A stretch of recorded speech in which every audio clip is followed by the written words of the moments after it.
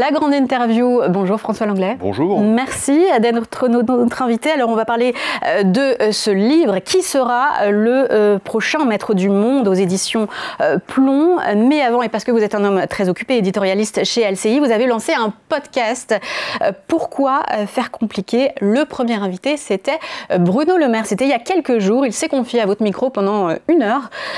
Et puis vous parlez plein de choses, alors de ses cours, d'alpinisme aussi, mais aussi des plus récents événements politiques. Est-ce que ça lui tenait à cœur de s'expliquer, notamment lui qui accusait un des 1000 milliards de dettes en plus? Oui, je pense qu'il était soucieux de justifier, au fond, ces quelques années passées au ministère, 7 en particulier, et notamment les dernières, où effectivement il est mis en cause pour la dérive de la dette publique.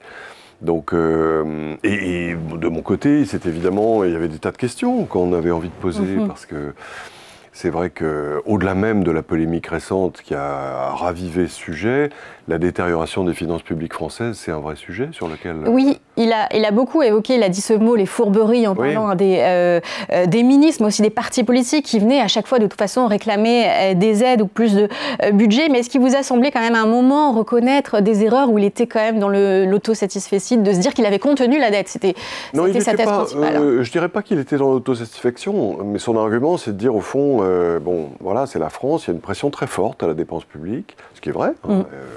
Tocqueville en parle, déjà il y a un petit moment, et de dire, alors je lui dis, bon, mais finalement, pourquoi est-ce que vous n'avez pas démissionné? Et il dit, si j'avais démissionné, ça serait pire. Regardez, on a fait 20 milliards d'économies en 2024, je crois, et depuis que je suis parti, la dette a continué à progresser de façon très importante, 71 milliards au 2e trimestre. Donc, en gros, j'ai essayé de contenir le flot avec les moyens dont je disposais. Mais ça semble lui suffire, contenir, plutôt que prendre des mesures radicales. C'est ça qui peut inquiéter dans la politique française, en fait. Ce qui est vrai, si vous voulez, c'est que, et ça, pour le coup, nous l'avons vu, vous comme moi, au printemps 2024, lui dit il faut un collectif budgétaire pour redresser la barre. Le président s'y oppose. Oui, mais il aurait pu démissionner, effectivement, pour alerter. Alors, c'est ça, mais il s'y oppose pour des raisons, d'ailleurs, qu'on peut comprendre. Il a une majorité très étroite à l'Assemblée nationale, il se dit c'est encore un 49-3, finalement, politiquement, c'est risqué. Mais donc, on comprend, l'écoutant, cette interaction entre un ministre et puis le patron, qui est quand même le président, avec l'idée que se fait chacun de l'avenir du pays, de la nécessité justement de l'ampleur du redressement. Et après, ce sont des décisions personnelles. Les auditeurs en jugeront. Écoutez, je pense qu'il s'exprime en tout cas sans détour. Moi, je lui ai posé des questions sans détour non plus. À vous de juger.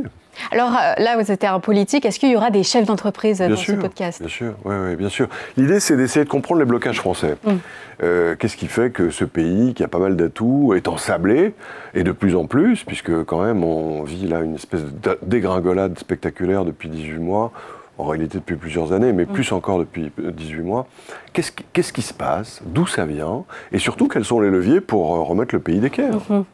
Oui, parlons toujours donc de la France dans cette compétition mondiale, parce que vous en parlez aussi évidemment dans votre livre. Alors sur la une, c'est la France face au nouveau chaos, mais c'est peut-être aussi dans son nouveau chaos, dans son chaos à elle, la France. Vous avez raison. Ouais.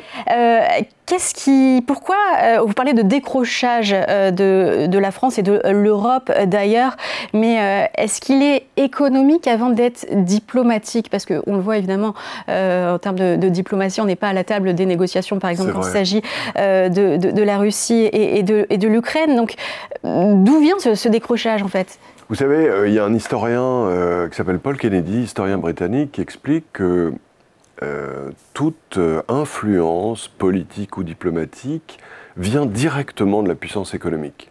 C'est-à-dire qu'il y a un lien entre les deux. Si vous n'êtes pas fort économiquement, vous n'êtes pas fort politiquement. Parce que vous n'avez pas les moyens, d'abord de vous équiper en armement, et de surcroît de faire des investissements, de contrer les crises, etc. Donc je pense que de ce point de vue, la situation de la France, nos deux crises sont jumelles. Il y a à la fois la crise économique et budgétaire, et puis la crise politique avec la perte d'influence qui est manifeste. Il suffit de voir ce qui s'est passé en Afrique depuis 18 mois. Effectivement, le fait qu'on n'est pas à la table des négociations des grands sujets aujourd'hui, c'est pas vrai sur l'Ukraine où on continue à jouer un rôle, mais jusqu'où et avec quel résultat. Mais en tout cas, il y a un corollaire très net entre démographie, économie et puissance politique. C'est ce que l'histoire économique montre. Vous parlez de crise auto-infligée en ce qui concerne la France, notamment sur l'économie, parce qu'évidemment, il n'y a pas de remède pour le moment vraiment à l'endettement massif et puis au déficit budgétaire, en tout cas pas de volonté. On le voit évidemment avec encore la semaine dernière la suspension de la réforme des retraites. Mais est-ce que... ces crises auto-infligées, la démographie, vous en parlez, c'est évidemment aussi ce qui pénalise l'Europe. Comment on s'en sort finalement ? Écoutez, c'est effectivement un motif de relatif optimisme, de se dire finalement ces crises, elles viennent pas d'un virus venu du bout du monde, elles viennent pas de l'intempérance de je ne sais quel dictateur qui voudrait envahir un morceau de France. Tant sur le budget que sur la politique, c'est nous. C'est nous qui avons choisi de nous mettre en crise. Et singulièrement l'exécutif actuel. Il y a une grande partie des problèmes qui sont de sa responsabilité. Alors, pas exclusive, il y a toute la classe politique, les Français eux-mêmes, évidemment. Mais donc ça veut dire que si vous voulez, le jour où on décide de remettre en ordre nos comptes, on peut retrouver une marge de manœuvre très rapidement. Et on a vu des pays européens qui ont été dans cette situation. Souvenez-vous de ce qu'était le Portugal, la Grèce, l'Espagne, même l'Italie, qui ont été victimes de crises budgétaires et puis de crises financières, parce que ça s'est traduit par une augmentation très forte des taux d'intérêt au moment de la crise de l'euro. Bon, ils ont été aidés par des plans de prêts assez importants, mais ils ont fait des efforts substantiels dans le redimensionnement de leur État, et même de leur fiscalité, qui leur permet aujourd'hui d'avoir des croissances bien supérieures à la nôtre, et puis d'avoir une situation budgétaire bien meilleure que la nôtre.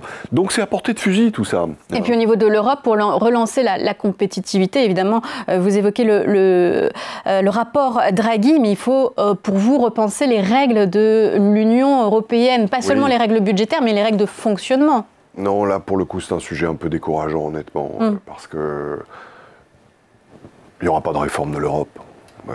Ça sert à rien d'y croire ? Je pense. Je pense qu'il ne faut pas compter sur l'Europe pour sortir de nos problèmes. C'est aujourd'hui un ensemble qui n'est pas piloté, très hétérogène, qui fonctionne encore avec des règles d'il y a 10, 20 ou 30 ans. Si vous voulez, le fond du problème, quand même, c'est qu'on est dans un monde de confrontation entre les blocs. Donc chaque bloc défend ses intérêts commerciaux, stratégiques, financiers, vis-à-vis des autres. On voit ça quotidiennement, avec Trump, etc. Et nous, on a à la tête de l'Europe une commission qui en réalité joue contre les États. Et s'ingénie à pointer tel ou tel rapprochement entre entreprises dont elle estime qu'il est préjudiciable à la concurrence, ou bien telle ou telle initiative. Elle fonctionne encore comme à l'époque où il y avait la paix. Aujourd'hui, il faudrait que la Commission fasse justement front avec les différents gouvernements. On a vu ça au moment de la négociation des accords commerciaux, qui a quand même été calamiteuse avec Trump, où finalement les intérêts des pays européens n'ont pas été préservés. Je pense que c'est exactement le même type d'ailleurs de comportement qu'a eu la Commission pour la négociation du traité Mercosur. C'est préjudiciable aux intérêts économiques. Pas tout le monde, j'entends bien, mais enfin quand même globalement. Et je voyais Pascal Canfin aujourd'hui même qui s'exprimait là-dessus dans des termes absolument sans ambiguïté. Donc je pense que la bonne idée du rapport Draghi pour la création d'entreprises, par exemple, il dit oublions la réforme. C'est trop compliqué. On va créer un 28e État fictif, ça va s'appeler Europaland, et il aura un régime d'immatriculation des entreprises super simple. qui sera accessible à tous les citoyens de l'Union européenne, qui pourront contourner les lourdeurs de leurs propres États. Je trouve que ça, c'est assez malin, parce que c'est créer une espèce de voie de dégagement. Les États acceptent qu'il y ait plus puissant. Bien sûr, mais regardez ce qu'on fait, nous, en France, pour rénover Notre-Dame, c'est pareil, loi d'exception. Regardez ce qu'on fait pour les Jeux Olympiques, loi d'exception. On ne peut plus fonctionner avec le corpus actuel de contraintes juridiques et techniques et réglementaires, c'est trop lourd. Donc, s'imaginer qu'on va pouvoir réformer ça, mais c'est l'affaire d'une génération. Et en plus, les réformes sont entreprises par des gens qui sont les pères de la complexité.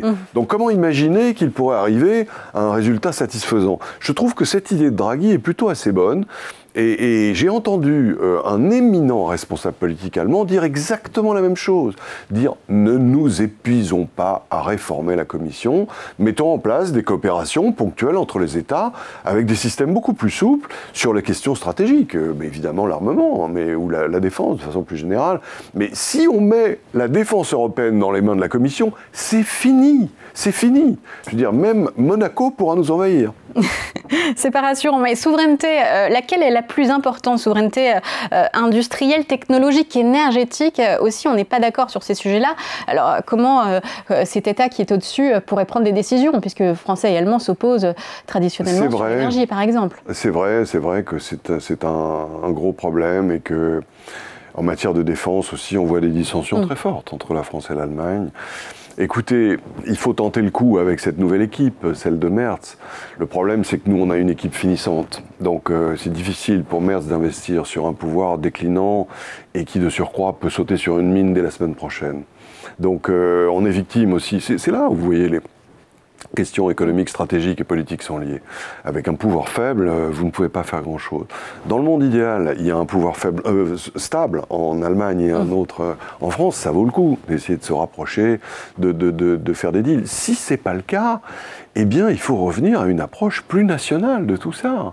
Et d'ailleurs, il y a des tas de choses à faire en France même. Regardez l'histoire du nucléaire. Bon, ok, les Allemands ne sont pas d'accord, on a fini quand même par obtenir que le nucléaire soit intégré dans la fameuse taxonomie. Donc on peut se débrouiller. Mais si ça patine, c'est pas de la faute de l'Allemagne, hein, c'est nous. On n'a pas les compétences, on ne sait toujours pas comment ça va être financé. Bon, il y a les premiers coups de pioche qui ont été donnés à Penly, mais enfin, c'est l'affaire de 10, 15 ou 20 ans. Mais c'est nous qui sommes concernés. C'est notre État, sa capacité justement à décider, à définir et à financer qui est en cause. Donc, beaucoup de choses se jouent quand même au plan national. Les questions stratégiques, bien sûr, pour s'approvisionner en terres rares, c'est mieux si on est plusieurs. Mais si on n'est pas plusieurs, faisons-le tout seul. Vous voyez, il y a des pays éminents comme, je ne sais pas, la Suisse, par exemple, qui n'appartiennent pas à l'Europe et qui se posent ces questions et qui les résolvent à l'échelon national. Et la coopération uniquement sur des sujets volontaires, la coalition des volontaires, comme elle est souvent évoquée par... C'est une bonne formule d'Emmanuel Macron, c'est vrai, c'est une bonne formule qui me paraît bien correspondre à la difficulté qu'il y a à mettre tout le monde, les 27 sous une même toise. Si vous voulez, je me souviens que Jacques Delors me l'a dit une fois, il y a 30 ans, parce que je lui posais cette question sur l'élargissement, en lui disant « mais est-ce qu'au fond, ça ne s'est pas fait au détriment de l'approfondissement de l'Union européenne ?» Il m'a dit « si, c'est vrai, vous avez raison, mais on n'a pas eu le choix. » Avec la chute du mur, il y avait tous ces pays qui arrivaient, qui avaient besoin d'une ancre démocratique à l'Ouest. Bon, on voit ce que ça donne aujourd'hui, hein. Ils sont un peu moins motivés par l'édifice européen, qui a d'ailleurs un peu moins de lustre que du temps de... C'est une litote que du temps de Jacques Delors. Mais on voit que si on prend l'histoire et si on prend les événements géopolitiques, on peut encore être là au pied du mur en se disant bon, bah, maintenant il faut intégrer l'Ukraine. Donc on n'a pas résolu ce problème effectivement de se dire où est-ce que doit aller l'Europe? Non, on n'a pas. Et un ensemble qui n'a pas de frontières, c'est un ensemble qui n'a pas d'identité. Donc, vous avez tout à fait raison, c'est un problème très important, ça. Je pense que penser l'Europe sans penser les frontières et sans défendre les frontières, d'ailleurs, à la fois au plan commercial, au plan de la circulation des hommes et des femmes. L'immigration, c'est un vrai sujet. Et là-dessus, l'Europe est défaillante. Donc, il faut qu'on ait une doctrine plus ferme là-dessus. On a beaucoup dit que l'élection de Donald Trump constituait un tournant. Qu'est-ce qui a changé quand même depuis quelques mois? Vous parlez d'immigration, c'est vrai que lui, il en parle de manière très libre. Est-ce que le sujet s'est détabouisé en Europe? Rendez-vous plus... Oui, sans doute, mais je pense que en réalité, en Europe et en France, malheureusement, on laisse sur cette question de l'immigration le monopole du bon sens aux extrémistes. C'est-à-dire que les partis humanistes ne veulent pas de se saisir de cette question. Quand on voit les chiffres qui sont sortis de l'INSEE la semaine dernière, 450 000 entrées en France, bon, c'est un record au quasiment, sans que ça fasse aucunement débat, etc. à l'Assemblée nationale. Enfin, c'est aberrant. Un pays a des frontières. L'identité nationale, c'est des frontières. Donc il faut qu'on les fasse valoir. Et de ce point de vue, Trump a une attitude tout à fait raisonnable, comme sur bien des sujets d'ailleurs. Mais au-delà de ça, Trump, si vous voulez, sur ce sujet-là comme sur d'autres, il marque un point d'inflexion de tendance qui était antérieure à lui. Et je pense que, justement, c'est un peu le propos de ce livre. Pendant 30-35 ans, on a vécu avec un maître du monde affirmé, qui étaient les États-Unis. C'était l'apogée du siècle de la puissance américaine qui avait débuté au début du XXe siècle. Et pour reciter Paul Kennedy, au bout d'un moment, et c'est comme ça toujours, les empires dominants sont victimes de ce que Kennedy appelle la fatigue impériale, la surextension impériale. Ils sont fatigués de combattre aux quatre coins du monde pour défendre l'ordre international. Et Trump, arrivant, c'est un mouvement qui a commencé avec Obama, hein, mais Trump, arrivant, dit, voilà, ça suffit maintenant. Le rapport qualité-prix de l'entretien d'un ordre mondial n'est plus suffisant. Et mieux vaut que je me serve moi-même pour les seuls intérêts exclusifs des États-Unis. D'où le rançonnage des alliés, qui sont rançonnés au plan commercial. Et ça, c'est un vrai changement.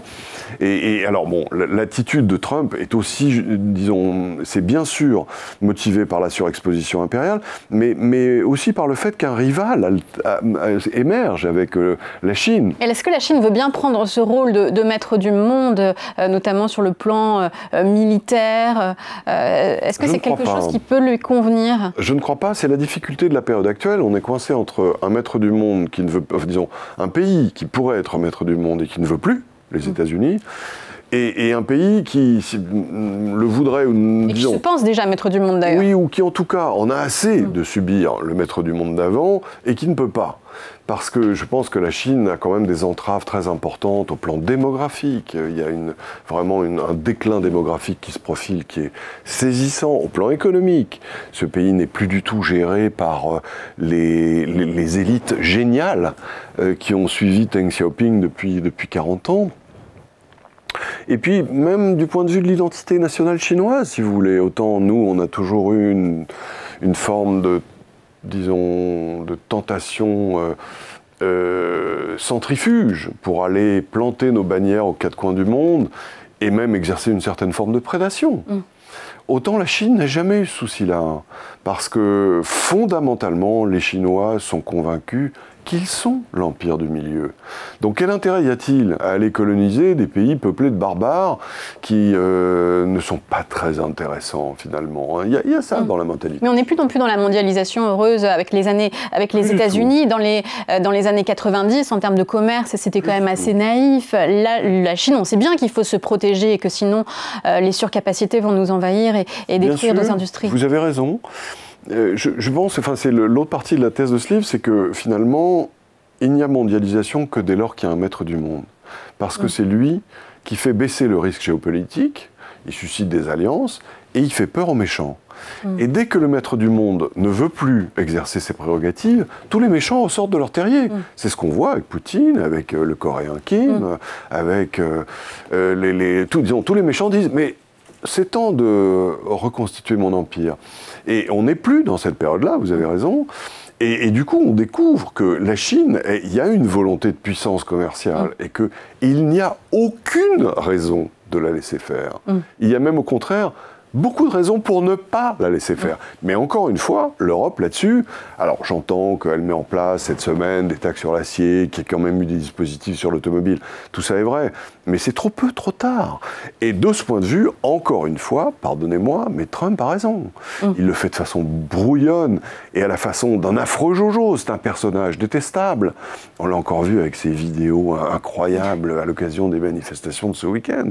Mais sur le fond, sa stratégie n'est pas si bête. Note d'espoir peut-être pour terminer, alors pour le monde, mais peut-être aussi pour la France. Vous évoquez le précédent 1958 où tout s'est réglé en quelques mois. C'est possible? C'était De Gaulle. D'abord, on avait un homme exceptionnel. Bon, il en faut, hein, mais probablement les gens qui vont nous sortir du trou sont déjà nés. On les voit. Mais c'est sûr, on les voit. Vous savez que, pour remonter un peu avant, dans les années 30, De Gaulle, voilà, pas besoin de rappeler le rôle qu'il a joué pendant la guerre, mais dans les années 30, il est considéré comme un personnage secondaire. Personne ne fait attention à lui. Churchill, qui va être le sauveur du monde libre, il est considéré comme quelqu'un qui a raté sa carrière dans les années 30. Il a été ministre des Finances, c'est lui qui a réintroduit la livre dans les talons or, c'était une catastrophe, l'épisode des Dardanelles, enfin bon, catastrophe. Et puis, bon, donc tout ça pour dire que les gens les élites de demain qui nous sortiront du fossé, elles sont là. Il faut la révélation. En attendant, qui sera le prochain maître du monde, donc aux éditions Plomb. Merci François Lenglet. Merci à vous. Merci d'être venu dans la grande interview.